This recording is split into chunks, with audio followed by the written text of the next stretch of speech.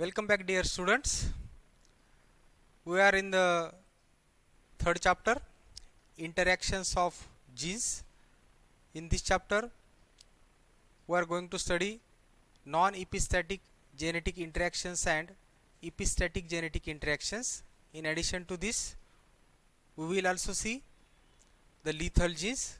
So, in the previous lecture, we already started non-epistatic genetic interactions. So, in this non-epistatic genetic interaction, we first seen the complementary genes. The ratio is 9:7. Now, in this lecture, I am going to talk on duplicate genes, where the dihybrid ratio is 15:1. So, Schul in 1914 first of all recorded this type of interaction in Capsella bursa pastoris plant. So, what are the duplicate genes? When two or more dominant genes have independently the same phenotypic effect on a given trait, it is known as duplicate gene. If the dominant alleles of both gene loci produce the same phenotype without cumulative or additive effects, the 9:3:3:1 ratio is modified into a 15:1 ratio. So, in case of duplicate genes, when any one of a dominant gene has been present in an individual, it produces the same phenotypic effect on a given trait. So, due to this, the classical dihybrid Mendelian ratio 9:3:3:1 has been modified into 15:1 ratio. So, when the dominant allele of both gene loci produce the same phenotypic effect without cumulative or additive effects, due to which the classical Mendelian dihybrid ratio 9:3:3:1 has been modified into a 15:1 ratio. So, this is about the duplicate gene. So, to explain the duplicate genes, I am going to take an example of Capsella bursa pastoris. So, in this case, the seed capsule of shepherd's purse, that is genus Capsella, occurs in two different shapes, that is triangular and top shape. So, here we are going to consider the seed capsule shape of Capsella genus, where it occurs in two different shapes, triangular and top shape. When a plant with a triangular seed capsule is crossed with one having top shaped capsule or oval shaped capsule, in F1 only the triangular character has been appeared. The F1 offsprings by selfing produce the F2 generation with the triangular and top shaped capsule in the ratio of 15:1. So, in this case, we take two individuals, one having a triangular seed capsule shape and another one is a top shape. When these two plants are crossed with each other, in F1 generation only the triangular character has been appeared. While when F1 offsprings are selfed, they are self-pollinated, they produce the F2 generation in the ratio of 15:1, where the phenotype appeared is triangular and top shaped in the ratio of 15:1. So, this example we are going to discuss by taking a cross between the two parent, one having a triangular seed capsule, another one is a top shaped seed capsule. So, the parent having a triangular seed capsule having a genotype capital AABB, a top shaped individuals having a genotype small AABB. Now, the gametes produced by these parents. So, triangular shaped seed capsule having a gametes of capital AB, the another one parent having a gamete of small ab. When these gametes are crossed, these gametes are fused with each other in the process of fertilization, it produces the F1 hybrid having a genotype of capital A, small a, capital B and small b. and the phenotype is triangular. Now when these F1 individuals are selfed, they are self-pollinated, means capital A, capital B, small b cross with the capital A, capital B, small b. Then the gametes produced are capital AB, capital A, small b, capital B, small a, small b. Now what happened in this cross? So in this cross, two independently segregating dominant genes, that is A and B, have been found to influence the shape of the capsule in the same way. Whatever the any one of the dominant gene has been present in the individual, it produces the triangular shape seed capsule. All the genotypes having any one dominant alleles of both of these genes, that is A and B, will produce plants with triangular shaped capsule. So due to which only those with a genotype small AABB will produce plants with top shaped capsule, because in this genotype there is none of the dominant allele of the gene either A and B is present. All the alleles are recessive, because of which it produces the top shaped capsule. So due to the presence of any one dominant allele of both these genes A and B, it produces the plants with a triangular shaped capsule, while only one individual has been produced that do not possess any dominant allele, that is it possesses only the recessive allele, it produces the top shaped capsule. So by selfing of F1 individuals, we get the gametes capital AB, capital A, small b, small a, capital B, small ab. These gametes are fused with each other during the process of fertilization. It produces the F2 generation. So the F2 generation we get like this: the capital AB gamete from male parent has been fuses with the capital AB parent from the female parent. It produces the individual having a genotype capital AABB. The phenotype is triangular. So in this way we get the different genotypic combinations by using a checkerboard, where these male and female gametes are fused with each other.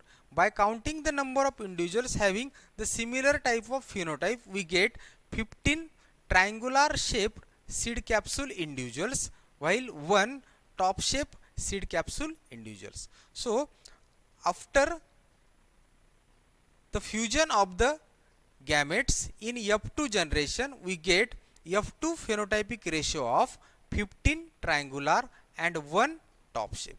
So this is happen because of the presence of duplicate genes. So in this cross we consider two genes. This is a dihybrid cross, where these two genes influence one another. If any one allele of either of A or B gene has been present in the individual, it produces the same phenotype. So if you see this phenotype, all the alleles are dominant, the phenotype is triangular. While in case of this individual, where the genotype is small a, capital B, small b, where only one allele of a gene B is dominant here, so due to which it produces the triangular shaped seed capsule. In another one case, so in this genotype we seen that capital A, small b, small b. Here only one allele of a gene A is dominant, so due to which the phenotype is triangular. So in a nutshell we say that any one dominant allele of a gene either of A or B gene is dominant, the genotype is same. Here the dominant allele present is only one, that is a capital A, so the phenotype is triangular. In this case, where only one dominant allele B has been dominant, so due to which the phenotype is triangular. In contrast to this, in this genotype, that is small aa, small aa, small bb, where we get the genotype, where we get the phenotype top shape. None of the allele is dominant in this case, due to which a different phenotypic expression has been seen. So in case of dominant genes, any one of a dominant allele of a gene A or B has been present in the individual, it produces the triangular shaped seed capsule. So this is about the duplicate genes. Okay. Now after to this, we are going to start the epistatic genetic interactions. So up to this lecture, up to this point, we completed the non-epistatic genetic interaction that comprises complementary genes and duplicate genes. So in case of complementary genes, the phenotypic ratio is 9:7, while in duplicate genes it is 15:1. In non-epistatic genetic interaction, none of the gene has been suppressed or masked the phenotypic expression of the another gene. Here is genetic interaction is non-epistatic. To the contrary to this, we are going to start the epistatic genetic interaction. So what is epistatis? The gene or locus which suppress or mask the phenotypic expression of non-allelic gene or locus is called epistatis gene, and this phenomenon is known as epistatis. So what happened here? The gene which suppress or mask the phenotypic expression of the another gene which is non-allelic, it is called as epistatis, and the gene or locus which was suppressed by the epistatis gene, it is called as hypostatic gene. So here there are two genes which are non-allelic. These genes has been located on the different chromosome, but they control the same phenotype, same phenotypic character. These genes has been considered here. These genes, one gene suppress or mask the phenotypic expression of the other gene.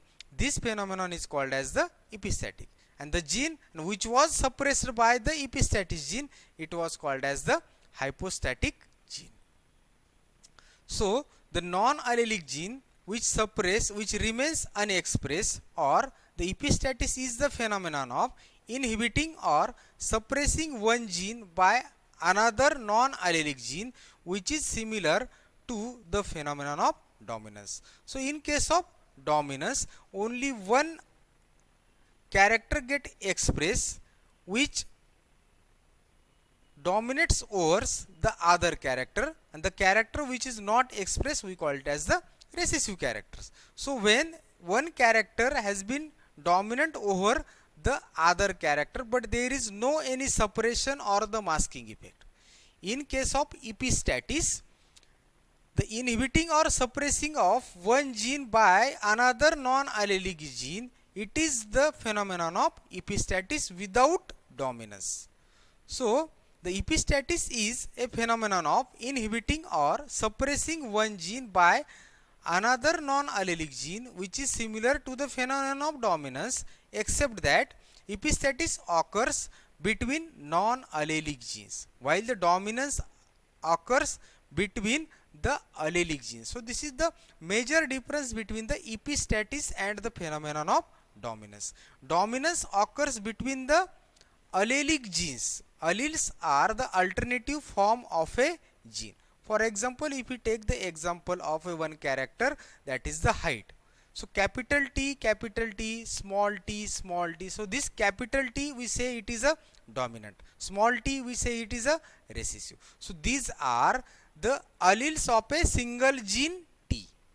But in this case we have two different genes. So these genes we say these are non-allelic genes. The alleles of these genes are different. Suppose one gene we name it as a, another gene we name it as a B. So capital A, capital B, these are the alleles of two different genes. These are non-allelic genes.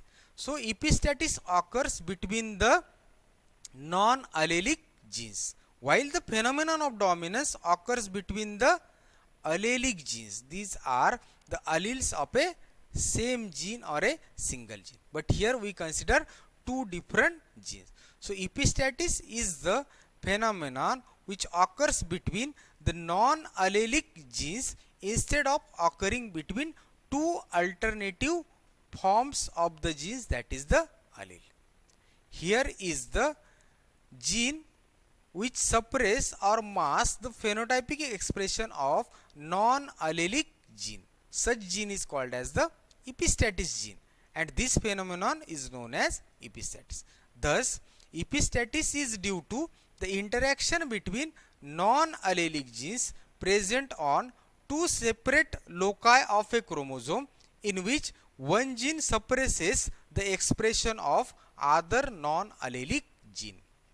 So the epistasis, it is the interaction between non-allelic gene which has been located on two separate loci or the locations of a chromosome, where one gene suppresses or masks the expression of the other non-allelic gene. So do you get the phenomenon of epistasis? So what is epistasis? Epistasis is the suppression or the masking of phenotypic expression of one gene by the other non-allelic gene, that we called as the epistasis. The gene which suppress the phenotypic expression of the other gene, that gene is called as epistasis gene. And who was suppressed? The gene which was suppressed by epistasis gene, it is called as hypostatic gene. So there are two genes, one is epistasis gene, another one is the hypostatic gene. The gene which suppress or mask the phenotypic expression of the other gene, so this gene is called as epistasis gene. And the gene which was suppressed by the epistasis gene, it was called as the hypostatic gene. Suppose we say A gene suppresses the phenotypic expression of the B gene, I say this A gene is a epistasis gene, while B gene is a hypostatic gene. So epistasis is the phenomenon of suppression or masking the phenotypic expression of one gene by the non-allelic gene or locus, it is called as the epistasis. So there are two genes, one is the epistasis gene, another one is the hypostatic gene. The gene which suppress the hypostatic gene, it is called as epistasis gene, and the gene which was suppressed by the epistasis gene, it is called as hypostatic gene. So thus epistasis is due to the interaction between non-allelic genes present on two separate loci of a chromosome, in which one gene suppresses the expression of the other non-allelic gene. Now there are two types of epistasis, namely dominant epistasis and another one is the recessive epistasis. So first of all we see the dominant epistasis. So dominant epistasis, here we say these are the masking genes and the ratio is 12:3:1. So what happen in this case? When a dominant gene at one locus of a chromosome inhibits or masks the expression of a non-allelic dominant gene at another locus of a chromosome, the first gene is said to be dominant epistasis gene to the second non-allelic dominant gene. So here there are two dominant alleles has been present in the individuals, and when a dominant gene at one locus of a chromosome inhibits or masks the expression of a non-allelic dominant gene at another locus, then it is referred as dominant epistasis. The example is the masking gene and the ratio is 12:3:1. Okay, thank you. So in this lecture we studied the duplicate genes, epistasis, two types of epistasis, that is the dominant epistasis and recessive epistasis. Okay, thank you.